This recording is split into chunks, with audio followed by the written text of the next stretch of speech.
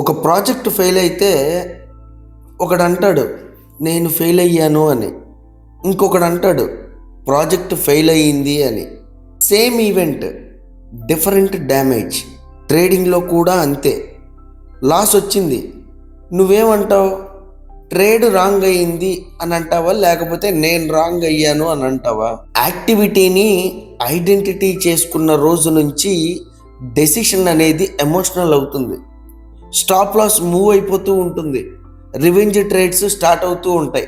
Trader అవ్వడం అనేది problem కాదు, కానీ ట్రేడింగ్ని నీ ఐడెంటిటీగా చేసుకోవడం ప్రాబ్లం.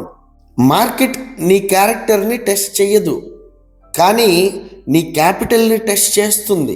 ట్రేడ్ ముందు ఒకటి బలంగా ఫిక్స్ అవ్వాలి, ఈరోజు వచ్చే రిజల్ట్ ఏదైనా కానీ అది నా ఐడెంటిటీ కాదు అని. ఫుల్ వీడియో వస్తుంది, రెడీగా ఉండండి.